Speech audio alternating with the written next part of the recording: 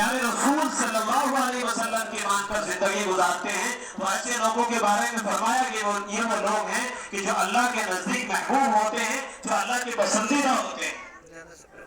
ایک طرح کے ایک انسان یہ ہے۔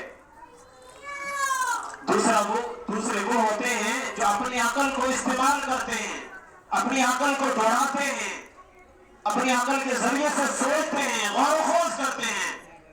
الذین هم فی غمز یلعبون، لیکن یہ وہ لوگ ہوتے ہیں کہ جو اپنی عقل کو غلط استعمال کرتے ہیں، غلط سوچتے ہیں، الٹی سیدھی باتیں کرتے ہیں۔ یہ وہ لوگ ہوتے ہیں، یہ وہ لوگ ہوتے ہیں جو اللہ کے ناپسندیدہ ہوتے ہیں۔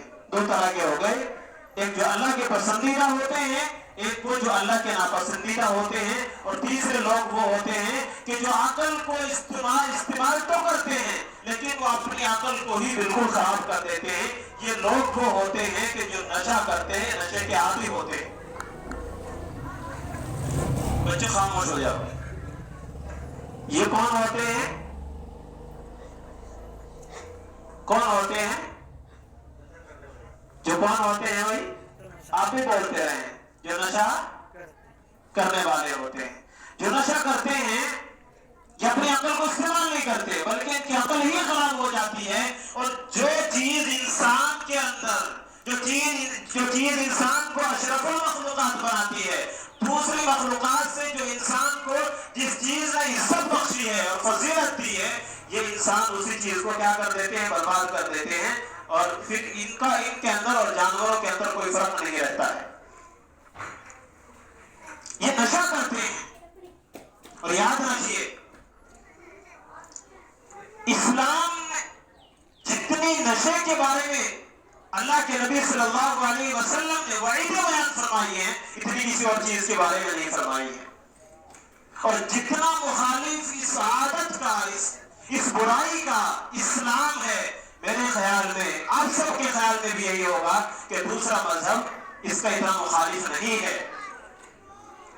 جتنی روک تھام کی کوششیں اسلام نے نشے کے بارے میں کی ہیں، دوسرے دھرم نے اتنی کوششیں نہیں کی ہیں۔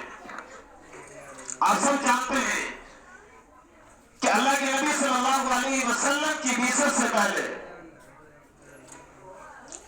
عرب کے جو لوگ تھے وہ نشے کے عادی تھے، بہت زیادہ وہ نشہ کرتے تھے۔ ان کی جتنی مجلسیں ہوا کرتی تھی، وہ ساری کی ساری مجلسیں نشے سے بھری ہوئی ہوتی تھی، ان کی اس مجلس سے نشے سے خالی نہیں ہوتی تھی۔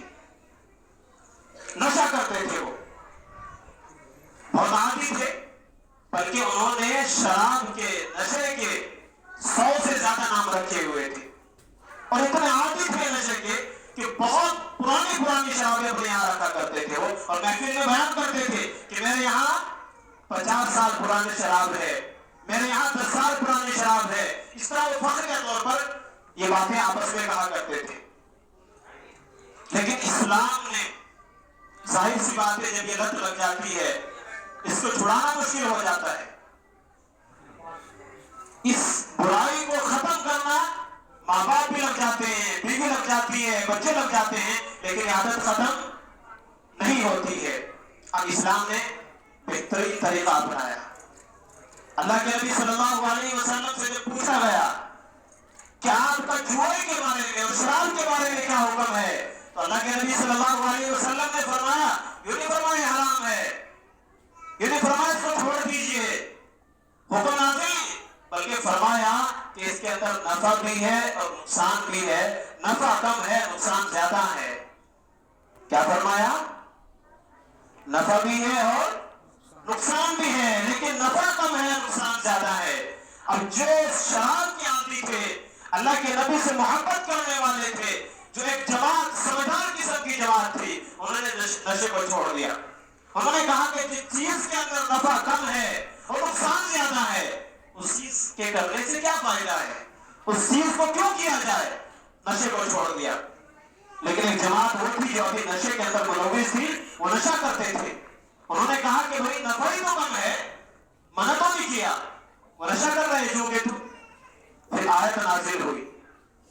ایک مرتبہ عصر کا بعد ہے، صحابہ کرام کی مجلس سے لگی ہوئی ہیں، شرابیں چل رہی ہیں، اس آیت کے نازل ہونے سے پہلے اور مغرب کا وقت شروع ہو جاتا ہے، اذان ہوتی ہے، اللہ اکبر اللہ اکبر، سارے کے سارے چھوڑ کر مسجد کی طرف دوڑتے ہیں اور امام صاحب مصلی پر چڑھتے ہیں اور چڑھ کر اللہ اکبر کہہ کر نماز کو شروع کر دیتے ہیں، الحمد سورہ فاتحہ کی تلاوت کرتے ہیں، قل یا ایھا الکافرون بھی پڑھتے ہیں۔